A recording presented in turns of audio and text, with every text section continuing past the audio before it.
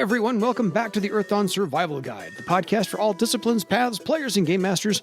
With your questers, Josh and Dan. I am Dan. I am Josh.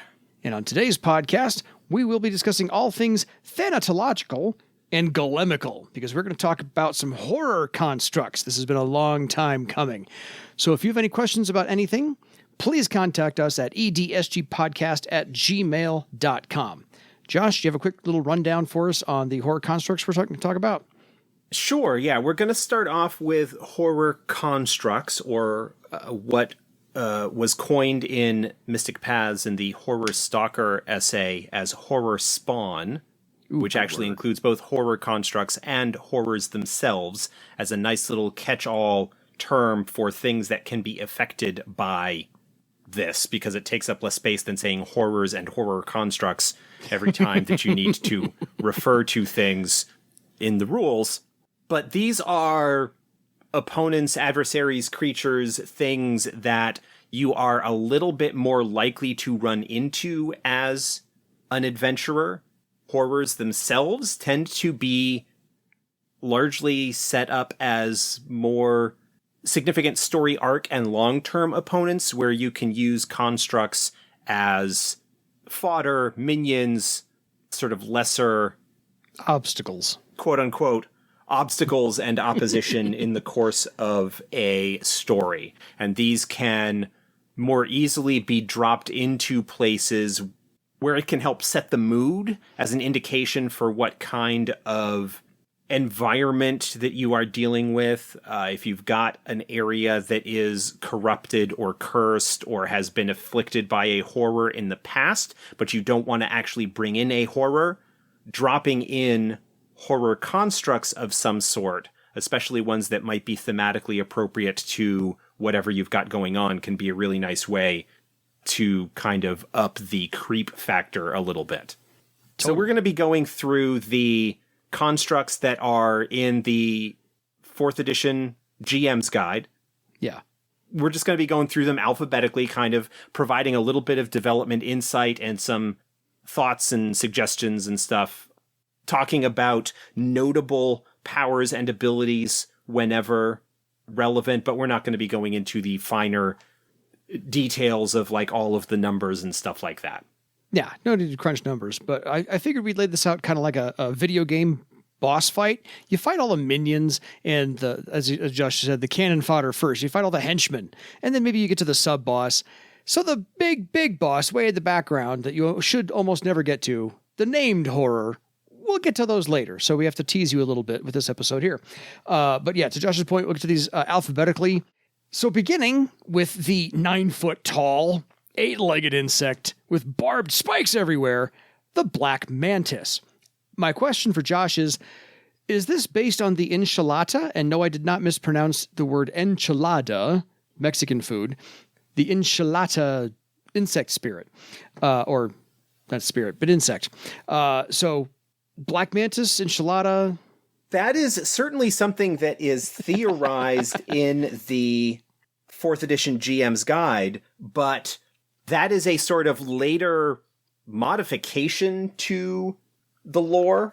The Black Mantis actually originally appeared first in Terror in the Skies, the 1st edition adventure, the second adventure that was released for Earthdawn. And so chronologically, it was published before the Serpent River book, which is where the enchilada shows up. But both of them are big, fast, nasty, dangerous insect creatures of some sort.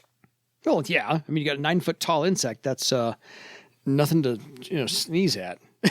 Right. As has sort of happened, there's been a little bit of power creep, I guess is the most applicable term for it when it comes to 4th edition.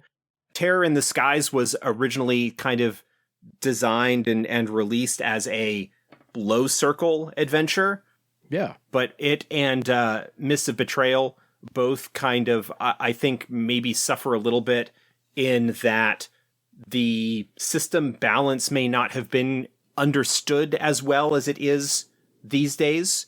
Mm-hmm. And so there were enemies and opposition in both of those adventures that tended to be kind of out of whack when it came to what player characters would conceivably be able to handle based on the numbers that would be available to them at those lower circles. Yeah. What happened, and this isn't just in 4th edition, but I think you will see the same thing in 3rd if you go in and look up the numbers. I didn't bother beforehand. But that the sort of relative challenge rating of many of these constructs are going to end up being a little bit higher than where they were back in the 1st edition days. Yeah. The Black Mantis is scaled, sort of marked in the 4th edition GM's guide as a journeyman, a high journeyman, sort of equivalent 8th circle challenge with defense ratings in the mid-teens, a pretty high initiative, very fast, like high movement rate, decent attacks. It's got multiple attacks, hardened armor, so it's even tougher to pierce its tough carapace. It's stealthy stride. It actually has karma, as some of the more powerful horror constructs do, and it also can, as most of the horror constructs that have karma have an ability called harvest energy, which allows them to sort of siphon karma or to regain karma by successfully doing things to their opponents. So the Black Mantis is a nasty, fast, tough, difficult, high damage dealing and high damage absorbing opponent. Has kind of a little bit of I would almost say perhaps a little bit like alien vibe, like xenomorph kind of vibes. Totally. A little bit. Like it doesn't have the acid blood or anything, but you've got something that is, very fast, very damaging, multiple attacks. This is... Well, and Great Leap. Yeah, I mean, Great Leap. There is a weakened version of the Black Mantis that shows up in one of the Legends of Barsave adventures. Mm-hmm. Where the player characters are kind of sent into the northern catacombs after something, and there's a Black Mantis that they encounter, but its numbers are tuned down, obviously, to be appropriate for the low circle groups that we expect in the Legends of Barsave games. But yeah, the Black Mantis is kind of cool, kind of scary, and because of their black shells and their high armor ratings and high armor resistance because of their hardened armor, which reduces the amount of extra damage you do on extra successes. They are a very nasty, like, combat-heavy opponent. Yeah, 8th circle, Journeyman. Yeah, the Journeyman love. Yeah. I remember using these in Terror in the Skies and the Parlainth box set as well. So, but like I said, a weakened, I can't say watered down version, but yeah, not quite as enhanced or buffed as they have become in 4th edition. So that will be interesting to revisit. They also have Ambush, which is a nasty power that provides a bonus to its initiative, attack, and damage tests if they attack from surprise. So... Speaking of the xenomorph vibe. Yeah. between Ambush really, and enhanced senses and Great Leap and hardened armor. And it's Ambush 10. Which means Step that's 10? The bonus that's the bonus that it provides to initiative, attack, and damage when it strikes from ambush, from surprise.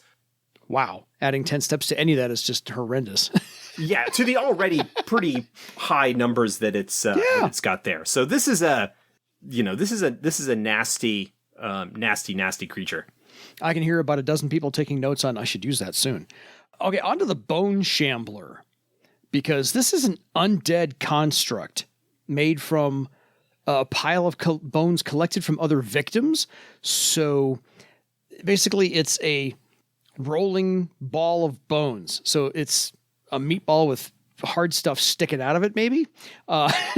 It's a giant meatball with bony spikes that basically runs into you and sometimes runs over you. Which it is... lost to time, I think, at this point now. Mm-hmm. But the Legends of Earthdawn actual play show. Yeah. There was a Bone Shambler that showed up early in that, and I think the Bone Shambler killed somebody or came very close to killing somebody very early on. But it is another sort of big, tough combat-y type creature. This one is more weird undead because of its bone nature. And so statistically, like, it's kind of similar in terms of its numbers to the Black Mantis.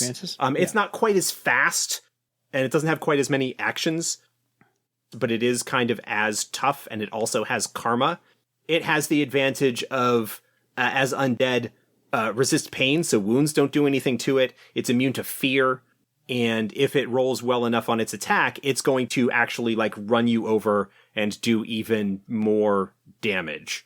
So this is one where you would use if you're, like, going with a bit more of an undead flavor or style, or as opposed to the Black Mantis. Yeah. Creepy, just...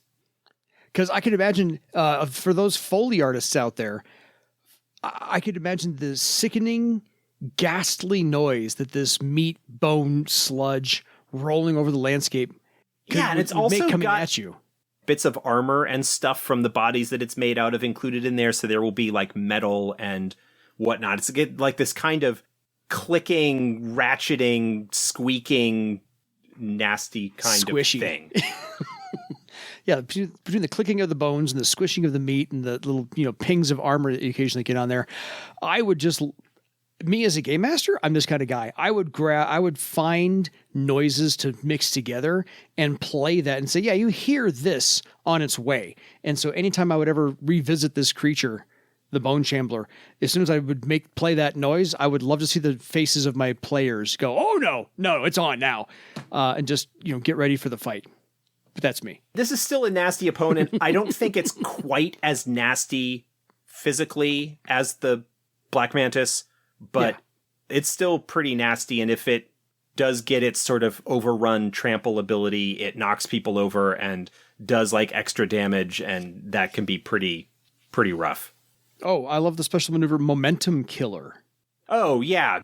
If they avoid being knocked down, they can choose to take damage to stop the Bone Shambler's movement and knock it down in return. Like a fire hydrant. You just can't move it. Yeah. Stand stalwart that way. So, yeah, I can just imagine the creepy factor of the Bone Shambler, and somebody has to use noise to introduce that. You just have to. I think it calls for it. On to one of... Yeah, it first appeared in the Parlainth box set, where several of the things we're going to be talking about, if they didn't appear earlier, appeared in Parlainth. Absolutely. On to one of Josh's favorites and one of my favorites as well, the Cadaver Man. One of everybody's favorites, to be honest. The Cadaver Man is... It's an Earthdawn stalwart.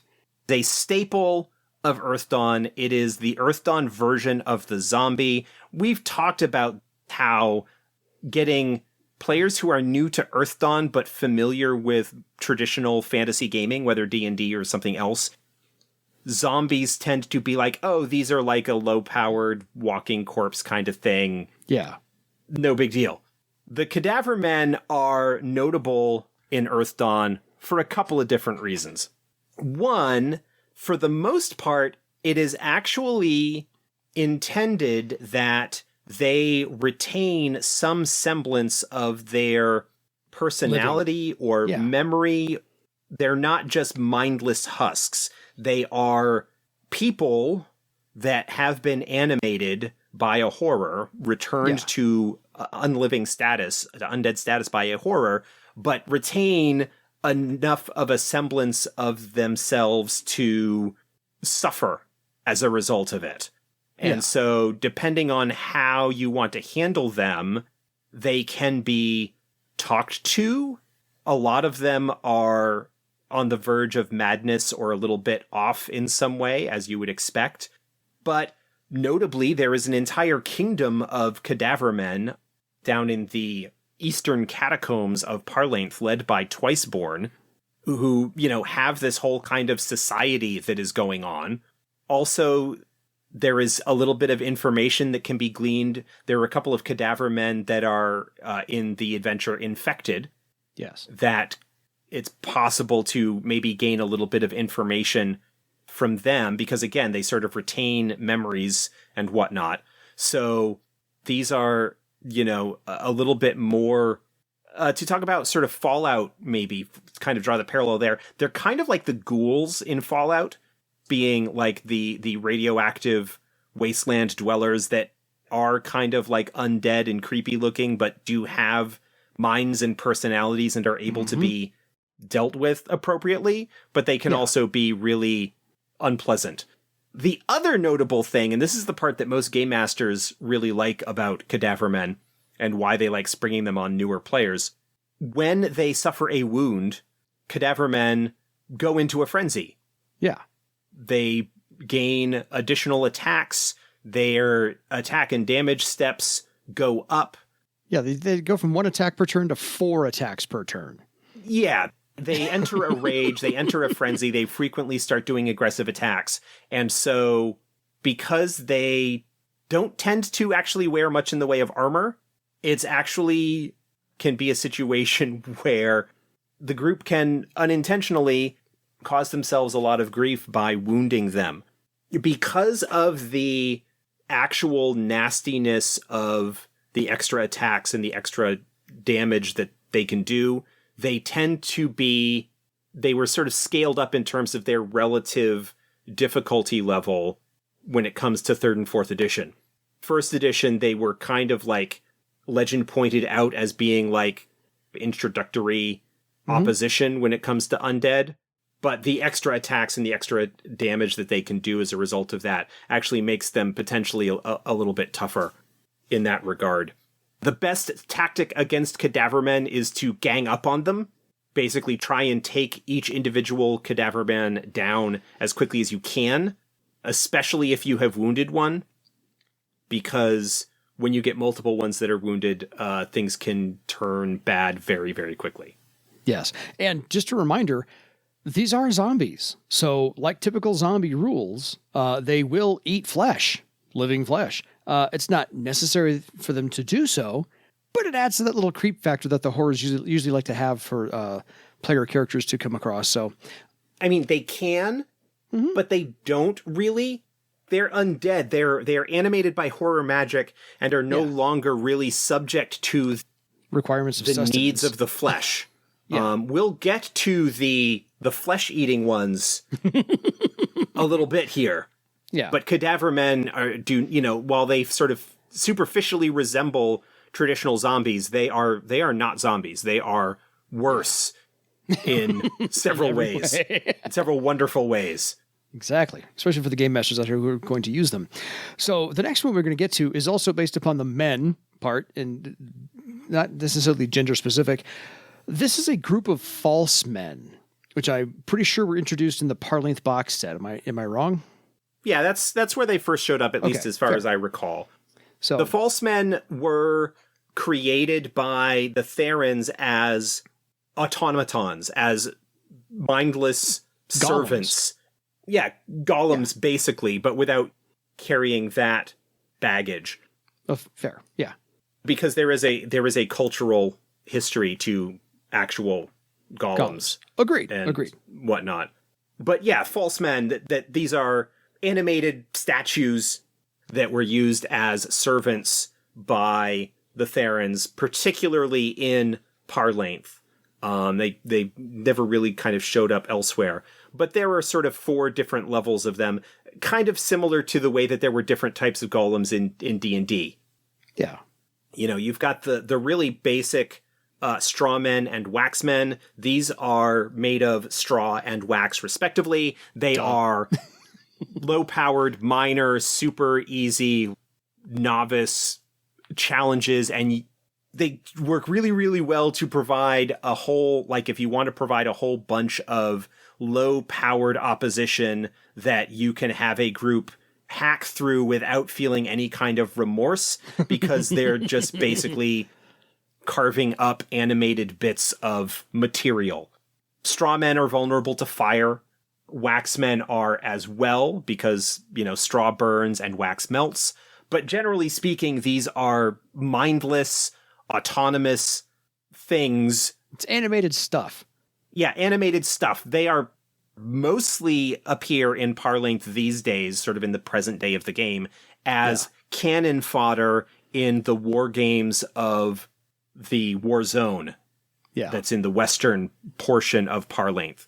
The horrors basically animated and learned how to sort of make more strawmen and waxmen, and basically just kind of use them to play their battles against each other, and have kind of warped them and programmed them to be generally like violent and aggressive and whatever.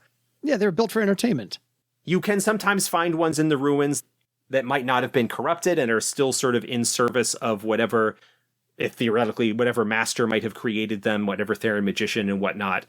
But generally, they're just low-powered obstacles that don't have any brains of their own to speak of. They can kind of follow simple instructions, but for the most part, they're nothing major. Yeah, and for a real-world symbolism, really, I look at scarecrows and cornfields as your strawmen, and then I look at Madame Tussauds Wax Museum for your waxmen. Kinda. Yeah, I mean, that's sort of an idea. I don't know that they would be that finely crafted. The picture of the waxmen that kind of shows up in the It looks like Parlainth book. Clayface from Batman. So yeah.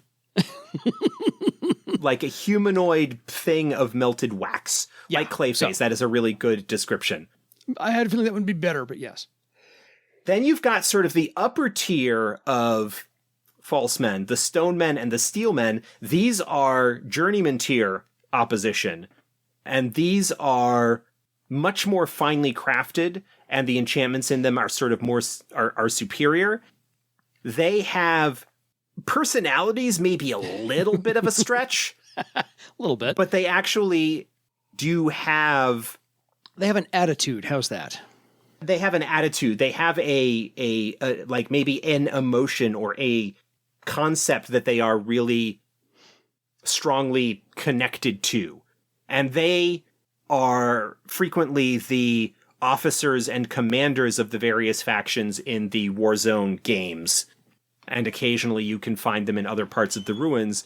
But they are works of art. They are very finely crafted. They are very valuable. If you are able to defeat one or destroy one, then you can often use the salvage from it as artwork that could fetch you money from some interested collectors that might be interested in taking pieces of it, but also legend points for downing opposition like that. The horrors reportedly never bothered to create more of these, so in theory there are limited numbers of them. I would really look at Games of the Hungry, I think is the name of it, one of the Legends of Barsave adventures that revolves around the Warzone and the different factions and the commanders of them. The cover, if you've got the individual issue, has a false man on the cover. Games of the Hungry. Games of the Hungry, you're good. In the online game that I was running last year and into the beginning of this year, that was a very popular adventure, and they kind of started referring to the false men, especially the officers, as robots. Robot war games.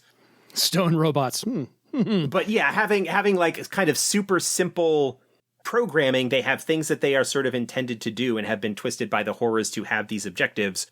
But they also can theoretically be reasoned with. If you can find something that will further their objectives, then you might be able to work with them in a limited fashion. Yeah, and all stone men, by the way, have a stone weapon, which every single time I've thrown at my party, when they finally defeat the thing, somebody's walking off with that stone weapon because it does some serious damage. Secondly, the steel men are almost always a full suit of plate armor. They are very cunning. They are very dangerous. So just so everybody knows. So they've got really high armor. They've got pretty significant health ratings, high death rating, high wound threshold. None of the false men can be knocked unconscious because they're not living creatures in the first place. Fair. But they're pretty nasty. And they're all, again, immune to fear, resist pain, like the kinds of things that affect normal name givers do not phase them pretty much at all. Yes, a whole slew of different tactics you have to use there. But these were all created by a ritual magic mostly from the Therans, as you were correct, if not the Therans and horrors. The horrors have corrupted them. So like Josh said, rudimentary intelligence, maybe a thought process or a single command or a emotion that they're going to go with.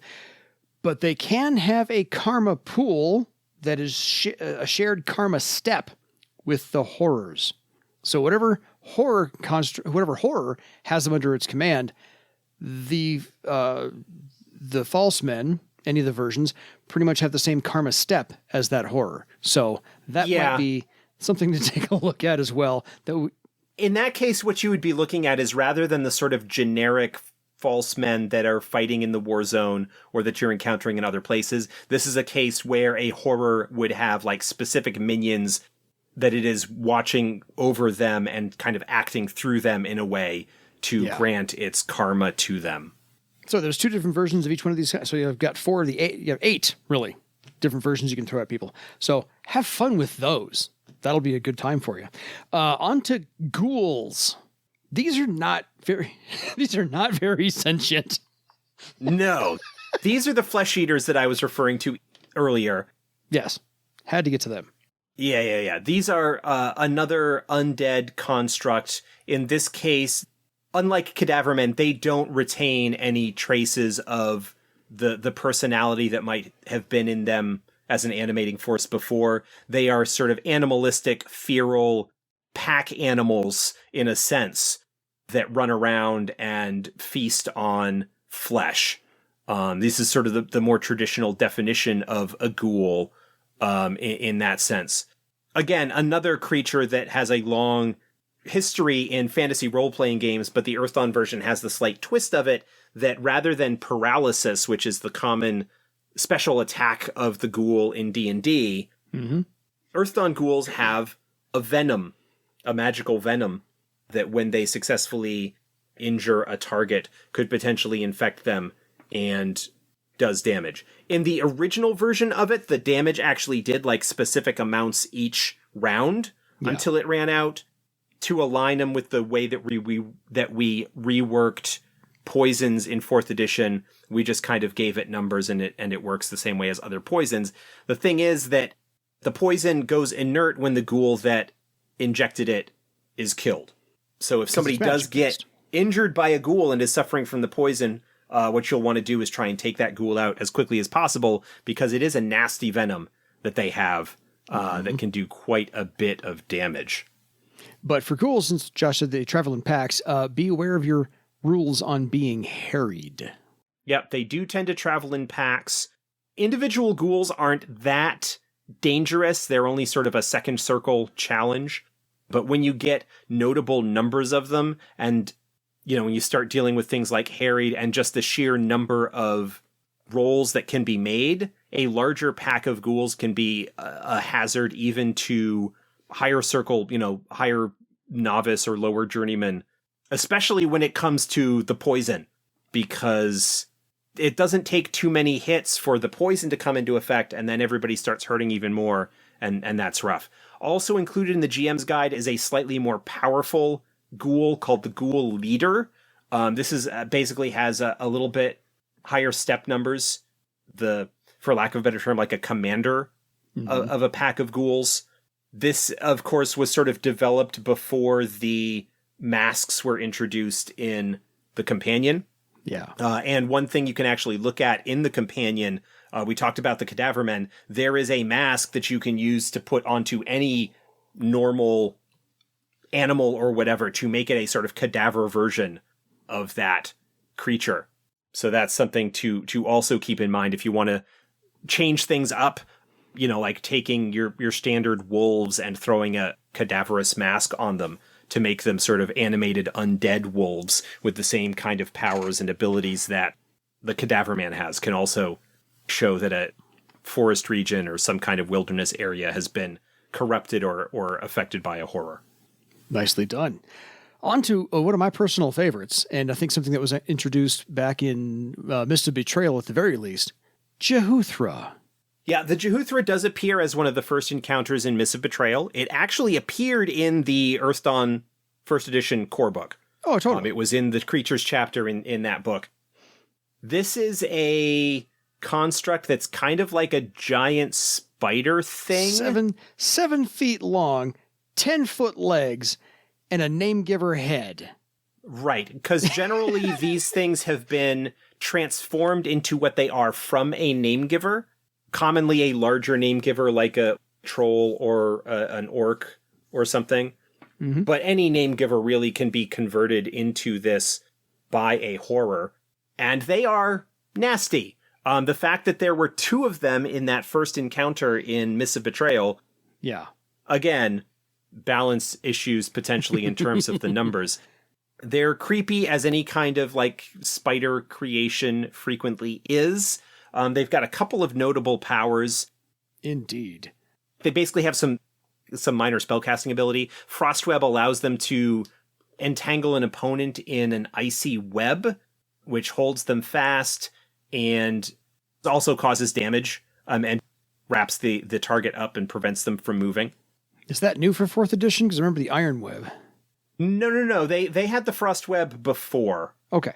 It might have had a slightly different name, but they had the 2 powers. They had the Frost one, and then they have the Iron Web. And Iron Web is one where they target a group and create a maze that separates all of the characters that are trapped within it in their own passageways, and it's kind of a maze where all of the passages lead to the center, and typically what happens is that the Jehuthra will scuttle down one of the passages to go after and basically be able to pick off individuals that are isolated from their friends. One of the other issues is that the walls of the web are spiky, so you kind of need to move slowly through it, otherwise you might injure yourself on the spikes if you move faster. If there's ever an Earthdawn movie, this has to be on screen somewhere. Yeah. And again, they have karma. They've got the ambush ability, though not as high as the Black Mantis. They're not quite as physically intimidating as the Black Mantis, but their magical abilities can make them a very difficult opponent to deal with. Yeah. They're kind of a staple, like, unique Earthdawn creature. Absolutely. On their own. That was one of the first selling points is I threw Jehuthra, because we were playing Mist of Betrayal. I threw the Jehuthra at everybody. They're kind of like, oh, this is a different game than we were expecting. Yes, it is. And the Cadaver Man and the Jehuthra completely set that tone of, you're not playing your typical, what you thought, fantasy game. This is Earthdawn. Those are the 2 I can point to. These are the ones that kind of bring in that horror element into play as something that's a little bit darker, a little bit twisted, a little bit more of that aspect of the genre. Yeah. So last note on Jehuthra, they're not very sentient, but they are incredibly cunning. So you as the game master play them as such. They build those webs for a reason. They corral people. They isolate them. So they have tactics to use. On to plagues. These are really only contained by quarantine, and anybody who's been through, I don't know, the last 2 years on Earth kind of understands what quarantine's about. But otherwise, not even kidding. These are tall, very gaunt humanoids with blotches and blisters. They reek of decay. And if you've ever smelled meat going bad, go with that in your image in your head. However, plagues are very tough. They are very quick, but they carry disease, and it also does spread after death, like, disease. The thing with a plague is that unlike the other creatures that we have talked about thus far, the other constructs, which all, for the most part, are kind of physical challenges, combat challenges, the plague is kind of tough, but not super tough as far as a physical combatant goes. Its creep factor and its danger comes from its ability to infect and spread disease. And quite frequently, they have some illusion abilities that allow them to operate unseen or unnoticed or whatever as they infiltrate an area and spread the sickness that they carry in order to cause problems for settlements. And so a plague can serve a couple of purposes for lower powered characters, because the plague is sort of scaled out as a low-level journeyman threat, maybe mid to upper novice tier. The plague could kind of serve as the capstone opposition, where the group comes into an area and investigates and finds out that a plague is operating and needs to find out where it might be holed up and track it down and kill it and put a stop to it.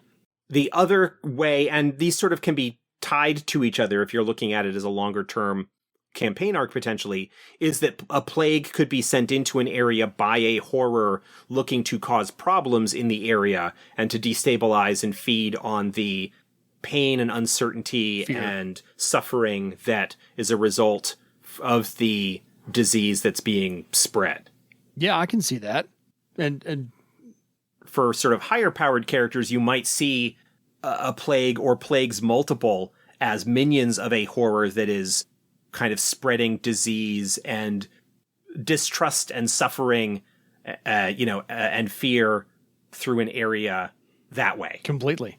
I love the fact that you can probably, if you introduce the undead aspect correctly, you could almost confuse the players to say, if you describe the plague, they might think it's a Cadaver Man and approach it that way and be completely thrown off guard when it's not actually a Cadaver Man. It is a plague. And so if they contract the disease later on, you've given them a nice little twist on that.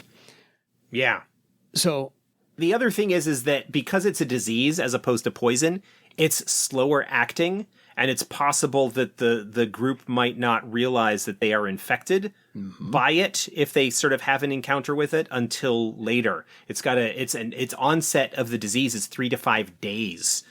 So it's certainly something that takes time to develop and to show before the symptoms manifest and they realize that they might be in trouble. What, like COVID? I will not comment. Just saying.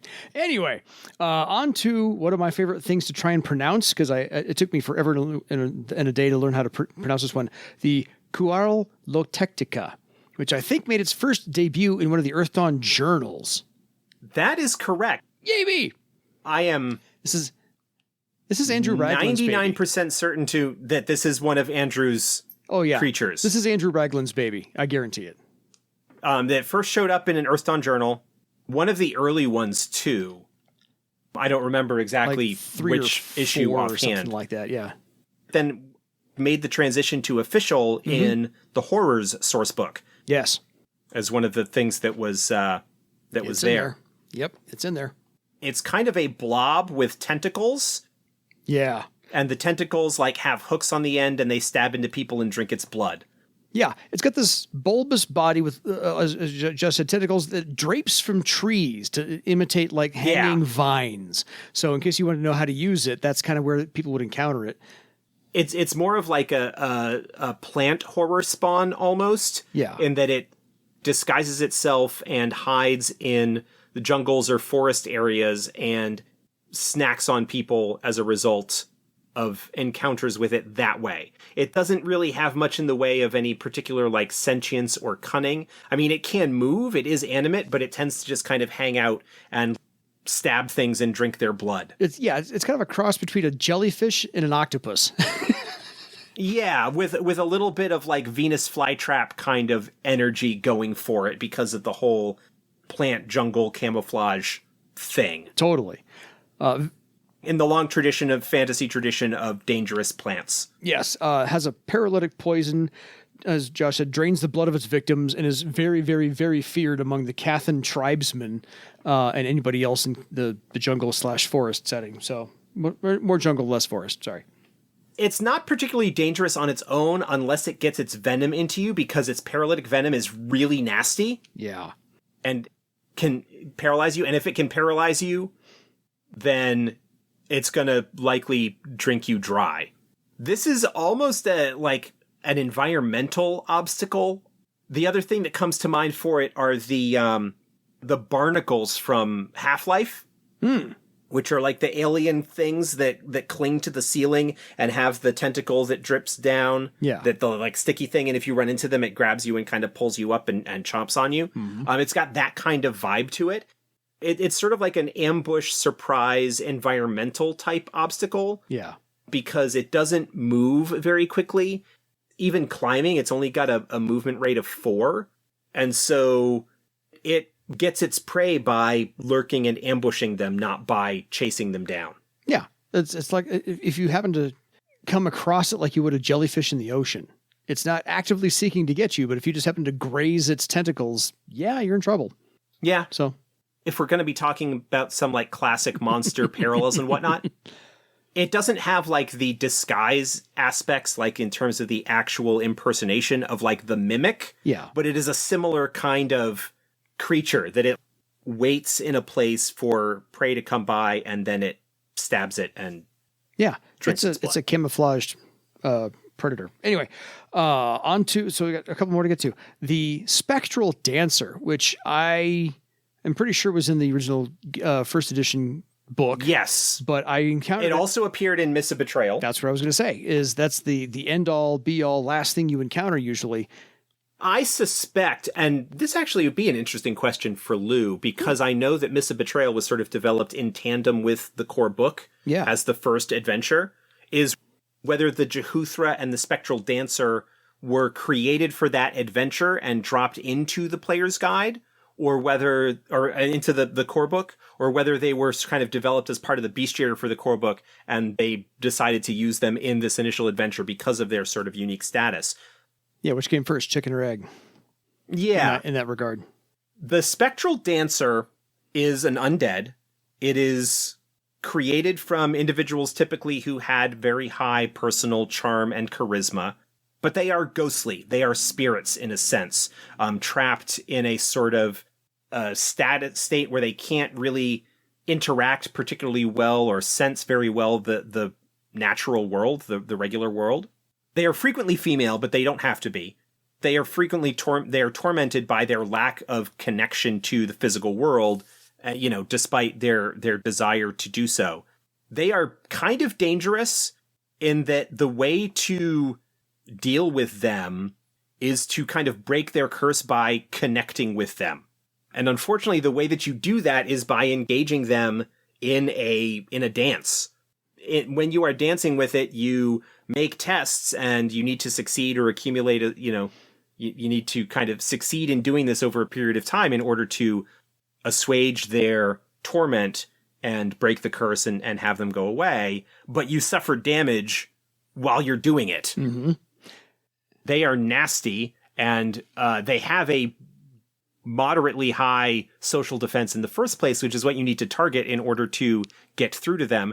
Troubadours can handle them reasonably well because they tend to have ways of boosting their social stuff, but other disciplines can have a rough go of it. They, of course, also have the ability to, Spirit Grip and Spirit Dart are sort of powers that they have. They can cast spells. Ow. And they're insubstantial, so it is very difficult to physically damage them. Yeah, because they have an incorporeal body. Yes. Yeah. And just figuring out that you have to dance with them is the hard part because that doesn't come naturally as a solution to handle something of this nature. You're either trying to fight it or spell cast it or something along those lines or charisma. But dancing is kind of like way down your list of, well, let's try this option. Let's try that option. Dancing. Great. It's the last thing we haven't tried yet. Yeah. This is another of the interesting, not quite as iconic in a way as the Cadaver Man or the Jehuthra are when it comes to interesting horror constructs, but also very different in that it is best dealt with not by bashing it with weapons, but by trying to make that connection with this tormented spirit. It's a neat idea and something that I think differentiates Earthdawn or makes Earthdawn stand out a little bit in its own way when it comes to this. I agree because it's, as I said from the very beginning, I love Earthdawn because it not only had a physical defense and a spell defense, originally not mystic defense, but a social defense. And so this is the creature that you look at and go, you have to solve this socially.